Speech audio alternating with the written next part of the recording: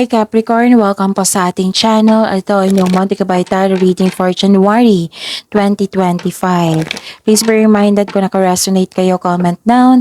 Kung hindi kayo naka-resonate, ibigay niyo po sa iba kasi channel reading po ito. Para po ito sa inyo Capricorn ngayong January 2025.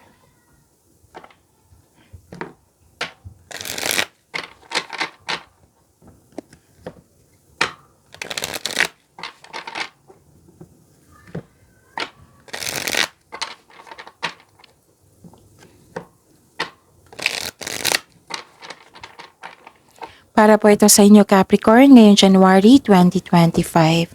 Maraming salamat po sa inyong patuloy na suporta at maraming salamat din po sa mga hindi nag-skip ng ads. Gamitin ang reading na ito bilang gabay lamang sa mga hindi pa nag-subscribe.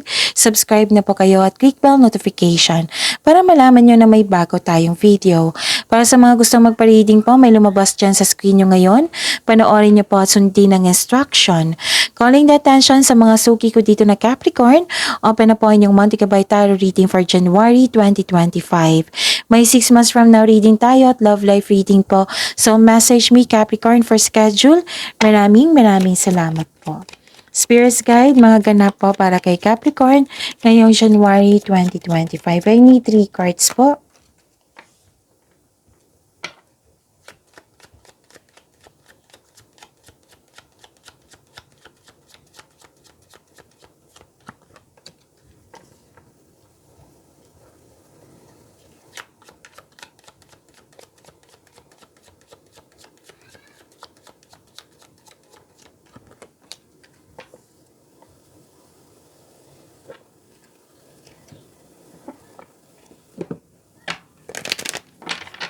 Spirits Guide, message po para kay Capricorn ngayong January 2025. I need 2 cards po.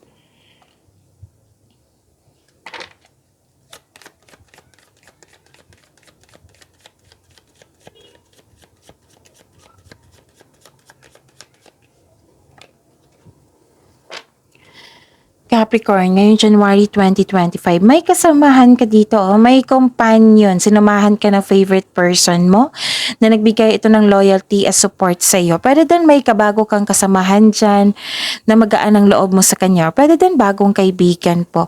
Pwede din bagong pet or bagong gamit na nagbigay ng pampers sa iyo. Wow, abundance. Nakikita ko dito, love is blooming.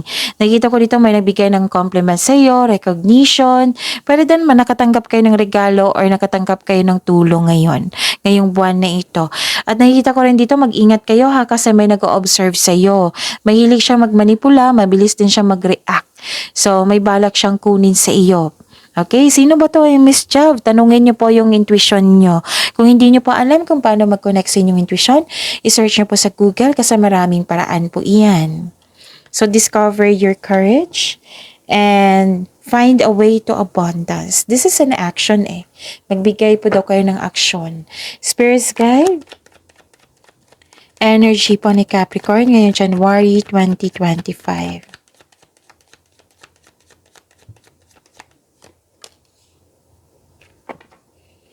And the clarification of this card po.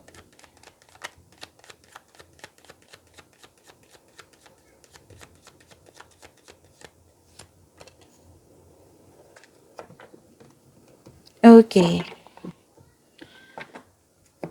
Sa mga may oras dyan, kung gusto nyo po, kung hindi nyo pa napanood or sa mga napanood nyo na nakalimutan, panoorin nyo po yung 2025 tarot reading nyo po. Uploaded noong December 16, 2024. Hanapin nyo po sa channel natin, scroll down nyo lang po hanggang sa makita nyo po yung 2025 tarot reading po para kay Capricorn. That is 12 months gabay tarot reading. Sa bawat buwan, may love reading, may career and money reading. So panoorin nyo po kung gusto nyo po. Kung may nakita kayo or may narinig kayong repeating message, meaning to say pinupush ng cards nyo yan, kasi ang ilan sa inyo hindi pa binigyan ng atensyon, na kung maaari din po bigyan nyo po ng solusyon at aksyon.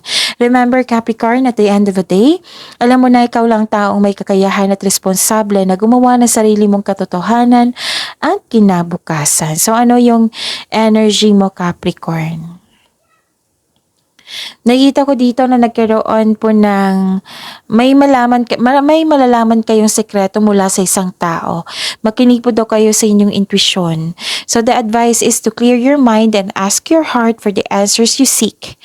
The answers are already within you. So trust your own counsel first. So magtiwala po sa inyong sarili, makinig sa inyong sarili.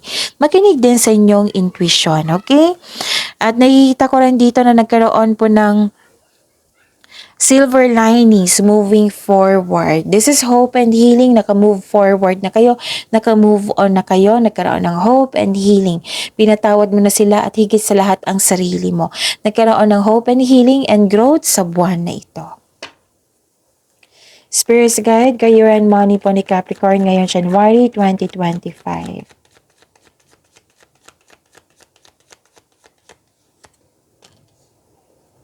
And the clarification of this card po.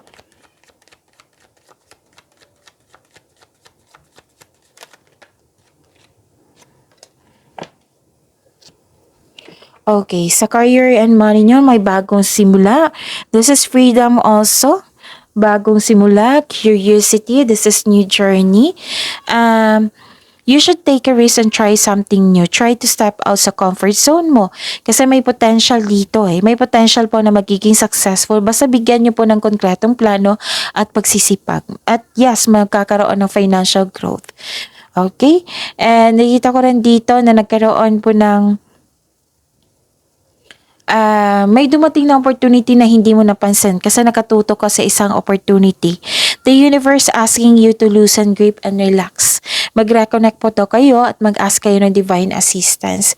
At pag-iingat din sa kaperahan ha, mukhang mapagasta kayo or kasi may loss of money, pwedeng mapagasta kayo ng malaki, may kinuha, na-damage, ninakaw, nawala, gano'n. So, pay attention sa inyong money. Control your money. Pwede din nagkaroon ng delay. So, yun, habaan ng pasensya.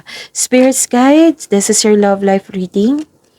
Okay, love life reading and the clarification of this card po. Para kay Capricorn ngayong January 2025.